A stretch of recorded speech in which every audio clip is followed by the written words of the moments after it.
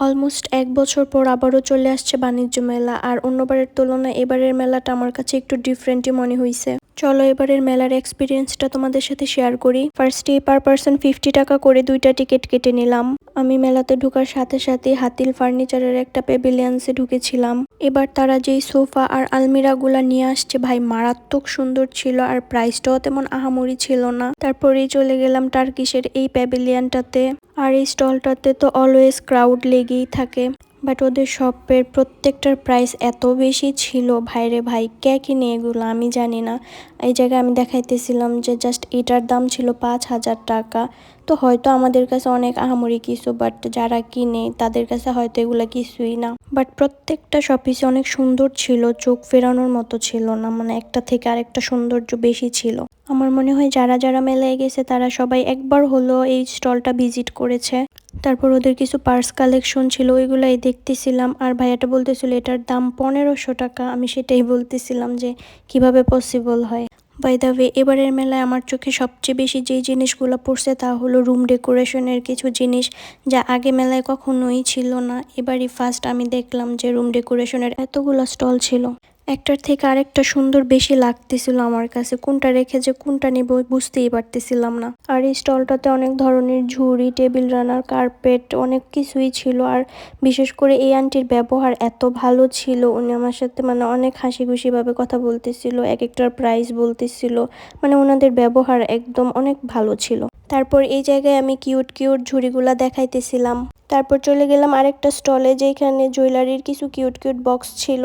এগুলার প্রাইস ছিল 200 টাকা করে, বাট এগুলার প্রাইস আরো প্রায় 1200 থেকে 1500 টাকা মেবি। টিস্যু বক্সগুলোও সুন্দর ছিল। আর এই স্টলটাতে হেয়ার ব্যান্ডগুলো অনেক ইউনিক ছিল, অনেক আনকমন লাগছে আমার কাছে। প্রত্যেকটা ব্যান্ডটি অনেক সুন্দর আর অনেক কিউট ছিল। আমি একটা একটা করেই সবগুলা দেখতেছিলাম, বাট এই হেয়ার ব্যান্ডটা আমার কাছে একটু বেশি ভালো লাগছে। এর পাশেই ছিল সিরামিকের একটি স্টল, যেখানে কফি মগ, চায়ের কাপ, বোল আর কিছু প্লেট ছিল, বাট ওদের প্রাইস অনেক বেশি ছিল, যার কারণে এখান থেকে কিছুই নেওয়া হয় নাই। তারপর চলে গিয়েছিলাম এই স্টলটাতে, আর এটার নাম ছিল হ্যাপি ডে। আর এই স্টলের প্রত্যেকটা কালেকশন এত সুন্দর আর এত কিউট কিউট ছিল, যদিও এগুলা চাপের রিং ছিল, তাও আমি অনেকগুলা কিনে নিয়ে আসছি। আর এই স্টলটাতে এত সুন্দর সুন্দর টেবিল রানার ছিল, যেগুলো স্টোন দিয়ে পুঁতি দিয়ে কাজ করা ছিল, খুবই নিখুঁত কাজ ছিল। আমি তো চৌকি সরাতে পারছিলাম না। তার পাশেই ছিল প্রাণের একটা স্টল, যেখানে ওরা ফ্রেশ জুস বিক্রি করতেছিল, তাই আমিও একটু খেয়ে নিলাম। বাট এত মানুষ ছিল যে ভালোভাবে যে একটু ভিডিও করব বা একটু স্টলগুলো ঘুরে দেখবো তার কোনো উপায় ছিল না।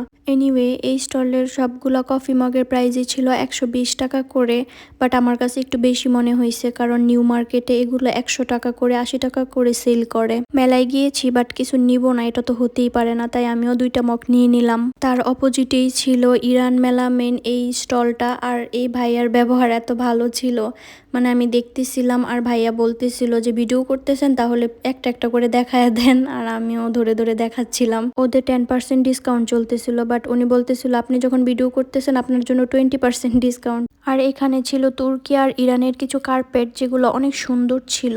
আর এই স্টলটাতে শাড়িগুলোর কোয়ালিটির তুলনায় প্রাইসটা আমার কাছে অনেক বেশি মনে হয়েছে। আর এই স্টলের এই চামচগুলো আমার কাছে অনেক কিউট লাগছে, বাট এগুলা রং উঠে যায় তাই আর নেওয়া হয় নাই। আর এই স্টলে 2 পিস কুর্তি, 1 পিস সকল কিছু 500 টাকা করেছিল, বাট কোয়ালিটি তেমন ভালো ছিল না। তারপর চলে গেলাম একটা জুয়েলারি স্টলে, আর এই স্টলের সবগুলা জুয়েলারি একটু গোল্ড প্লেট টাইপের ছিল।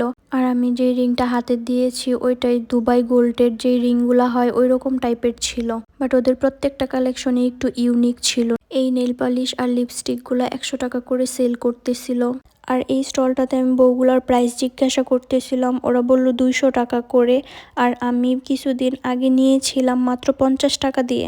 যাই হোক, আর এই ব্যাগগুলোর কথা কি বলবো, এত সুন্দর ছিল আর ওদের কোয়ালিটি অনেক ভালো ছিল। প্রত্যেকটা ব্যাগের কোয়ালিটি অনেক সুন্দর ছিল, কোয়ালিটির তুলনায় ব্যাগগুলোর প্রাইস অনেক রিজনেবল ছিল। আর এইখানে এই পার্সগুলা মাত্র 150 টাকা করে সেল করতেছিল। এই স্টলটার নাম আমি ভুলে গেছি, কিন্তু ভাইরে ভাই এত সুন্দর সুন্দর জুতি ছিল, ওদের প্রত্যেকটা কালেকশন অনেক সুন্দর ছিল, বাট কেন জানি আমি জুতি পরে হাঁটতে পারি না, তাই আর নেওয়া হয় নাই। তার অপোজিটেই ছিল ছেলেদের কিছু জুতার কালেকশন। কালেকশন। এই মিষ্টি তেঁতুলগুলো তো আমার খুবই ফেভারিট, আর সুপার শপ ছাড়া এগুলো তেমন পাওয়া যায় না, তাই দুইটা নিয়ে নিলাম। আর একটা ডাবের পুডিং নিয়ে আমি সাথে সাথে খাওয়া শুরু করে দিয়েছিলাম।